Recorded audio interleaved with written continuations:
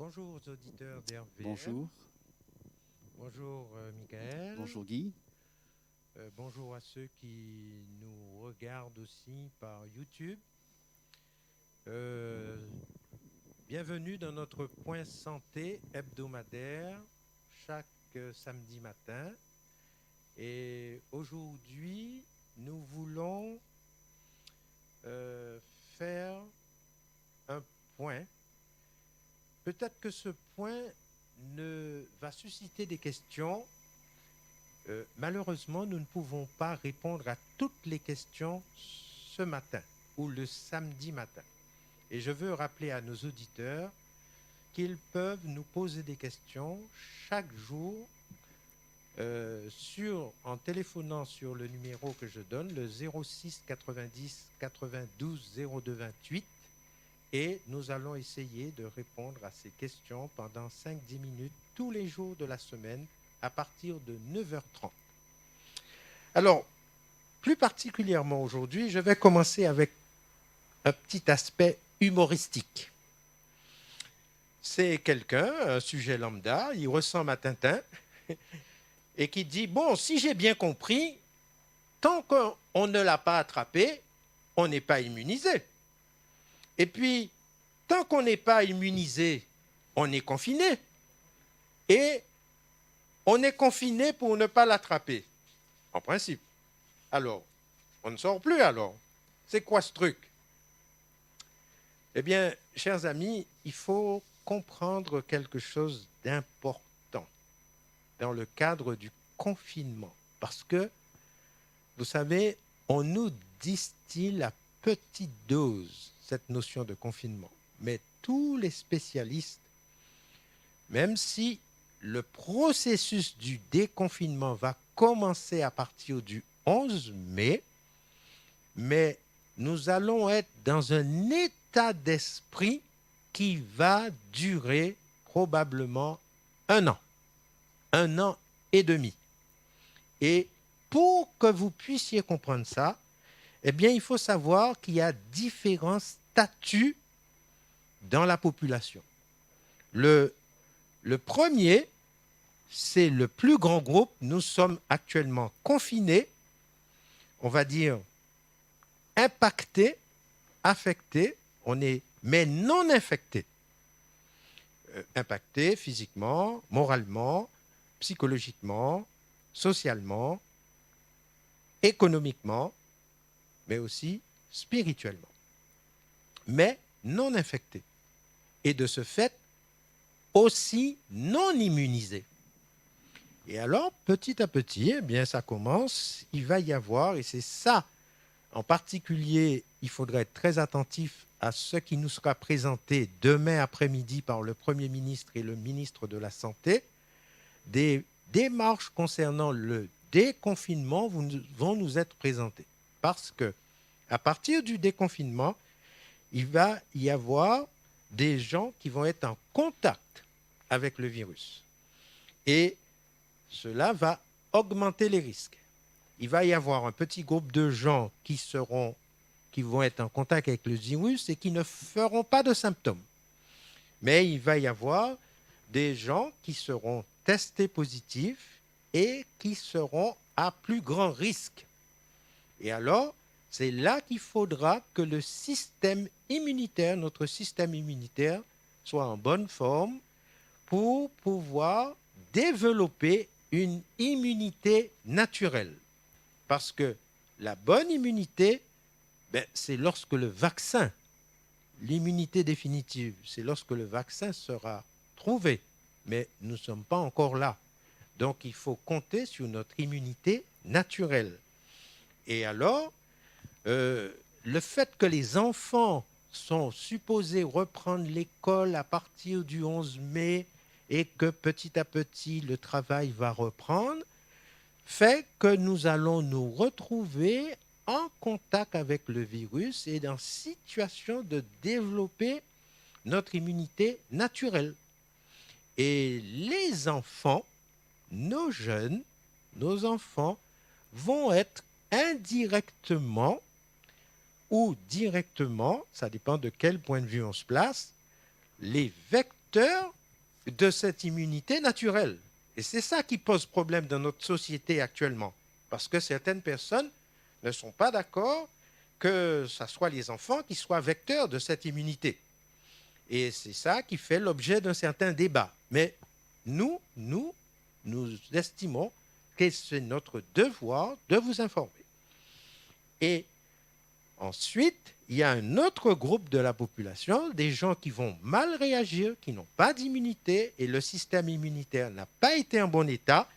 Et alors, ces personnes vont être hospitalisées pour essayer d'endiguer l'évolution de la maladie. On espère d'ici là avoir un ou des traitements qui seront donnés en hospitalisation. Et en particulier, si on parlait qu'il y avait avant des troubles respiratoires seulement, on sait maintenant qu'il y a des micro-emboles, des petites embolies pulmonaires. Et alors, l'hospitalisation va devoir prévenir ces micro-embolies. Et on est en train de découvrir chaque jour des manifestations supplémentaires. Donc, ça, c'est au niveau de l'hospitalisation. Maintenant, malheureusement, et c'est un plus petit groupe, eh bien, il y a des gens qui vont être obligés de passer en réanimation avec des soins intensifs et où il va y avoir l'utilisation des respirateurs. Et ça, il faut savoir que même dans la période du déconfinement, il y aura besoin de cette réanimation et des respirateurs. Mais il faut se protéger, faire attention. Et c'est conscient de tout ça que les autorités veulent déconfiner progressivement, en sachant probablement qu'il va y avoir des périodes de haut et de bas. Et si ça monte trop haut, le confinement va revenir aussi de plus en plus. Alors, comment se protéger? Eh bien, c'est, une fois de plus, et nous revenons souvent là-dessus, c'est notre système immunitaire qui est notre meilleure défense.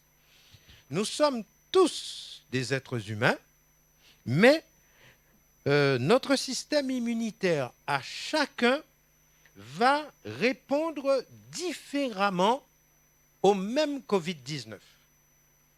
Et c'est ce dont il faut tenir compte. Et pour ceux qui sont sur YouTube et pour ceux qui ne le sont pas pour le moment, je les invite à aller sur YouTube pour voir le schéma que nous présentons actuellement sur les étapes de l'évolution de la maladie SARS-CoV-2 ou COVID-19. Vous voyez qu'à gauche, en phase 0, on a la population générale qui est impactée par le virus. Et dans ce groupe dans lequel nous sommes tous actuellement, eh bien, il faut pratiquer beaucoup la prévention. Un style de vie sain. Nous allons revenir après sur certains aspects. Le jeûne intermittent, on va en reparler. Et puis, l'hydrothérapie nous semble quelque chose d'important. Les douches contrastées. Et on s'est rendu compte qu'en Finlande, l'utilisation du sauna protégeait beaucoup de gens de ce Covid-19. Ensuite, on peut être touché par le virus, infecté. Là aussi, c'est toujours le style de vie sain qui est en prévention. On est infecté, mais on n'est pas encore hospitalisé. L'importance des bains chauds, des compresses humides, des bains de vapeur. Attention à ne pas utiliser trop de paracétamol, pas d'AINS, pas d'anti-inflammatoire, pas d'aspirine, mais le système immunitaire est en train de prendre le relais et on va l'aider par ce style de vie sain et par l'hydrothérapie. Et puis, il va y avoir une phase où on peut être infecté encore davantage. Et là, le système immunitaire va commencer à produire des anticorps. C'est ce qui va se passer dans 80% des cas pour avoir cette immunité naturelle.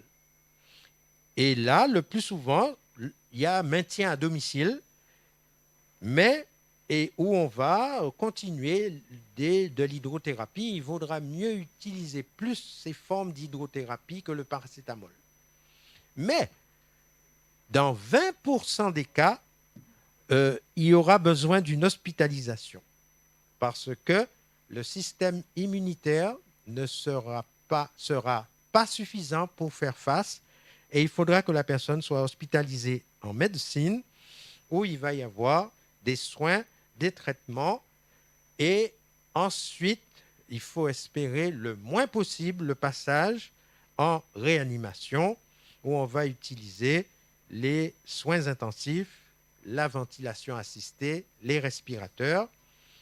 Toujours est-il que dans cette période est critique et la sortie de cette période, on espère, parce que nous croyons à un certain moment que tout le monde sortirait immunisé de cette période de réanimation, et il semblerait qu'en ce moment, ça ne soit pas vraiment toujours le cas.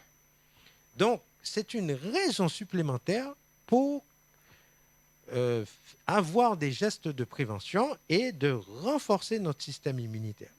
Donc, très rapidement, dans les minutes qui me restent, comment renforcer notre système immunitaire? Eh bien, je prends dans une étude, dans une formation que nous avons eue dimanche dernier avec AWR et Loma Linda et la conférence générale, on sait que notre société, par l'intermédiaire de l'université de Harvard, propose des méthodes pour renforcer notre système immunitaire.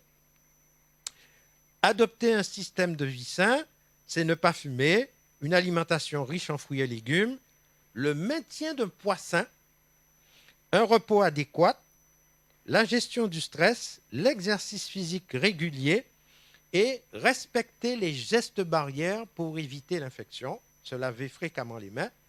Et Harvard insiste sur le fait qu'il faut cuire la viande minutieusement.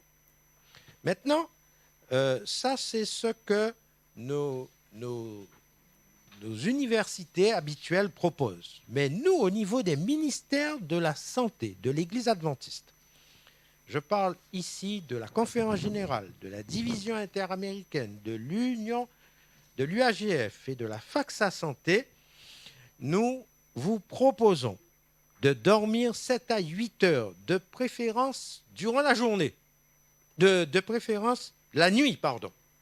Pas de... les heures de nuit avant minuit sont importantes pour la régénération des cellules qui rentrent en compte pour le combat que doivent livrer ces cellules contre le virus.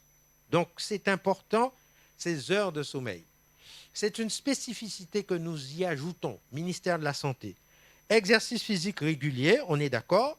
Une autre spécificité, c'est l'alimentation que je dis végétarienne, je la mets entre guillemets parce qu'il y a différents végétariens. Il y a des gens qui sont végétariens complets, il y a des gens qui sont végétariens que 2-3 jours par semaine, il y a des gens qui sont végétaliens, il y a des gens qui sont ovo, lacto, pesco, végétariens. Il y a toutes sortes de végétariens. Néanmoins, une alimentation végétarienne où on a diminué sur la viande, sur le poisson, sur les produits animaux et riche en fruits, en légumes, en graines, en oléagineux, favorise notre système immunitaire. Ça, c'est une différence supplémentaire que nous ajoutons. Il faut éviter les sucres rapides, ça tout le monde le dit déjà, éviter le tabac, l'alcool. Attention, il est important que notre système immunitaire ait suffisamment de zinc, de sélénium, de fer, de cuivre, de folate, de vitamine D3, à défaut du soleil, de vitamine C, et puis ma petite touche personnelle, toujours, le fameux chlorure de magnésium avec le citron, on en est déjà. Maintenant, il ne faut pas tout simplement prendre du zinc. Non, il faut avoir un bilan biologique, il faut avoir une prise de sang, parce qu'on sait que si on est bon en fer, ce n'est pas la peine de prendre du fer. Si on est bon en cuivre, ce n'est pas la peine. Les folates, c'est du B9. En B12, si on est bien, eh bien, ce n'est pas la peine d'en prendre en plus parce que la vitamine B12 va augmenter les cancers, va augmenter les maladies auto-immunes. Excès en tout nuit. Donc, il faut le faire après un bilan biologique. Et pour ça, vous vous aidez de votre médecin traitant. Garder un poids sain est quelque chose d'important. Harvard le dit, nous le disons et le répétons, et surtout ne pas prendre de poids pendant le confinement. Pratiquer un jeûne intermittent va nous aider à ne pas prendre du poids, ne pas manger le soir. L'hydrothérapie, on l'a vu, on a des études que la conférence générale vient de mettre à notre disposition pour montrer que l'hydrothérapie, les bains de siège, les douches contrastées, les fomentations, eh bien, remplacent avantageusement le paracétamol. Donc, se laver fréquemment les mains, éviter les contacts trop proches et prolongés. Et attention au visage, aux yeux, au nez. Désinfecter régulièrement les surfaces et pratiquer les mesures barrières. La distanciation sociale reste même si on va commencer à déconfiner. Les masques, malheureusement ou heureusement, nous en portons toujours. Et il faudra et on va devoir en porter. Et même quand on va être déconfiné et qu'on va retourner dans nos sections locales, il faudra porter des masques. Il faut se préparer. Les gants, les mouchoirs jetables, les vêtements à changer souvent. Et pour certaines personnes qui sont exposées avec du public, il faudra avoir un écran. Voilà, toutes ces choses sont des choses importantes pour renforcer notre système immunitaire. Maintenant, et avant de laisser la place à mon collègue Michael, eh bien, il faut savoir rester connecté. Rester connecté aux informations, mais attention, la surinformation devient anxiogène. Cultiver une attitude positive, gérer son stress de manière saine nous paraît quelque chose d'important. Il faut éviter la solitude, toujours avoir envie d'aider. C'est important, ça donne un aspect positif à notre mental qui va influer sur notre système immunitaire et surtout sur le plan spirituel, il est important pour nous de donner davantage de sens à notre vie dans cette période, de placer notre confiance en Dieu, de considérer la transcendance. Et juste avant de donner la parole à Michael Blombou, et pendant que les techniciens procèdent à un changement, je voudrais aller avec vous dans 3 textes qui me paraissent importants. Le premier se trouve dans Matthieu 24, verset 6. C'est Jésus qui parle. Et Jésus dit, « Vous entendrez parler de guerre, de bruit de guerre, enfin de certains nombres de problèmes. » Qu'est-ce qu'il dit? « Gardez-vous d'être troublés, car il faut que ces choses arrivent. Mais ce ne sera pas encore la fin. » Donc, nous sommes prévenus, pas de panique. Dans Marc, il dit aussi,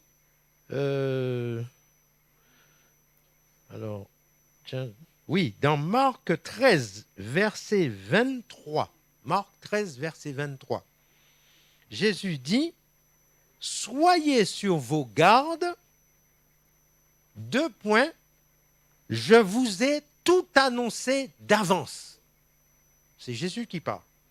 Et le dernier texte, et qui est pour moi celui qui est le plus important, c'est dans Luc, au chapitre 21, au verset 28, Jésus dit, « Quand ces choses commenceront à arriver, redressez-vous et levez vos têtes, parce que votre délivrance approche. » Et il dit, verset 34, « Prenez garde à vous-même, de crainte que vos cœurs ne s'apesantissent par les excès du manger et du boire et par les soucis de la vie, la prévention dont nous venons de parler, et que ce jour ne vienne sur vous à l'improviste.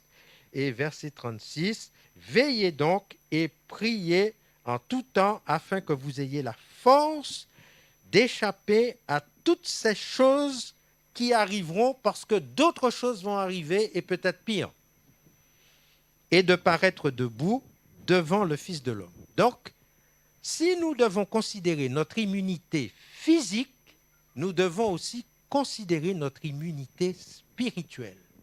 Et là, je vous laisse en compagnie de Michael. Alors la grande question pour nous sera de savoir alors comment développer dans ce confinement une immunité spirituelle forte. Le monde est aux abois. Les scientifiques peinent à trouver des solutions pérennes. Les politiques aussi sont désarmés face à ce qu'ils appellent une guerre des tranchées. Certains parlent du retour de l'outre-tombe d'un général, de maréchal Foch, qui aujourd'hui peut redonner confiance à ce monde écrasé, enchevêtré dans un tel chaos. L'histoire, finalement, révèle qu'il existe un véritable général, plus qu'un maréchal Foch, bien plus qu'un templier, qu'un guerrier, véritable commando anti-Covid des temps modernes. Ce général, il est capable, à lui seul, d'être un accompagnant sur qui on peut se poser, une oreille attentive sur qui on peut compter, un confident, un ami sur qui on peut se reposer. Il est appelé Fils de l'homme, Fils de Dieu, Prince de la paix, Emmanuel, Dieu avec nous. Oui, Dieu est avec son peuple. Dieu est avec cette planète. Les Saintes Écritures révèlent bien des aspects de notre histoire. Dans 2 Timothée 3, verset 1er jusqu'au verset 4, il est dit que sache que dans les derniers jours, il y aura des temps difficiles. Car les hommes seront égoïstes, amis de l'argent, fanfarons, hautains, blasphémateurs, rebelles à leurs parents, ingrats, irréligieux, insensibles, déloyaux, calomniateurs, intempérants, cruels, ennemis des gens de bien, traîtres, emportés, enflés d'orgueil, aimant le plaisir plus que Dieu. Nous sommes au temps des derniers jours. C'est le temps de la fin qui signe une fin de l'histoire de ce monde, un renouvellement à venir. Une étude scientifique apportée par Paul, prochaine diapo, l'apôtre des gentils, il révèle un contexte de violence, de souffrance, de déséquilibre émotionnel, un déficit relationnel spirituel. Dans le texte que nous avons ici, dans 2 Timothée 3, verset 8, en prenant les Saintes Écritures, il est dit « De même que Janès et Jambres s'opposèrent à Moïse, de même ces hommes s'opposent à la vérité étant corrompus d'entendement, réprouvés en ce qui concerne la foi. » Nous sommes ici confrontés dans un contexte de l'ancienne Égypte. Ces 2 grands magiciens pensaient modifier, oui, l'ordre des choses établies par Dieu, par le pouvoir de la magie, de leur influence à modifier la loi. Et on se rappelle très bien, ils avaient la capacité de pouvoir faire les mêmes actions, on pourrait dire, que Moïse, en changeant la verge aussi en un serpent. Mais le pouvoir de la magie, cette influence, n'a pas pu modifier les fléaux de l'ancienne Égypte, que ce soit celle de la maladie physique, que ce soit une altération de l'état général avec des perturbateurs aussi endocriniens, des troubles liés au niveau de la peau, une altération de l'état général, des troubles respiratoires, une altération des opérations de la pensée, un état mental défectueux générant, oui, à ce moment-là, de la crainte, de la peur, la suspicion. Il voulut modifier le temps prophétique. Il n'est pas donné à l'homme sous aucune latitude de modifier les choses établies par Dieu. Le texte d'Ésaïe 8:20 nous dit, écoutons bien, à la loi et au témoignage, il n'y a point d'horreur pour le peuple. Les choses écrites se réaliseront. Même dans le confinement, dans l'isolement de Dieu demeure celui qui, prochaine diapo, oui, celui qui dirige toutes choses et qui va tout restaurer. Il est dit de lui qu'il est l'alpha, l'oméga, le commencement et la fin. Il faut lui faire confiance. Prochaine diapo. Mais il te faut accepter ses armes, ses moyens de protection, ses mesures, barrières de défense qu'il met gratuitement à ta disposition. Prochaine diapo. Alors il est dit, Jésus seul peut calmer les tempêtes de ta vie. Il te suffit seulement de lui faire confiance. Pour tout cela, même dans l'isolement, dans le confinement, fais-lui confiance. Dans cette guerre de tranchées, il fait preuve de fidélité, comme Paul l'a été. Oui, Dieu est fidèle. Comme le jeune Daniel et ses compagnons n'ont pas cédé un iota malgré leur confinement d'esclaves, la belle et jeune Esther a préféré de conserver son titre d'esclave, de femme confinée, au lieu d'oublier la souffrance de son peuple. Prochaine diapo. Le texte final nous dit, dans 2 Timothée 3, 14 et 15, 3, demeure dans les choses que tu as apprises et reconnues certaines, sachant de qui tu les as apprises. Dès ton enfance, tu connais les saintes lettres qui peuvent rendre sage à salut par la foi en Jésus-Christ. Nous avons la certitude renforcée de savoir que notre Dieu veille. Tu ne craindras, nous dit-il, ni les terreurs de la nuit, ni la flèche qui vole de jour, ni la peste qui marche dans les ténèbres, ni la contagion qui frappe en plein midi, car il ordonnera à ses anges de te garder dans toutes tes voies. La véritable immunité spirituelle, signe de liberté malgré le confinement, c'est d'accepter les vraies valeurs de la vie chrétienne dans notre quotidien. Prochaine diapo. Cela nous libère, quoiqu'étant confinés. Elle nous valorise, quoiqu'étant esclaves. Elle nous fait grâce, quoiqu'étant condamnés. Elle nous sauve en étant justifiés par Jésus-Christ et en Jésus-Christ seul.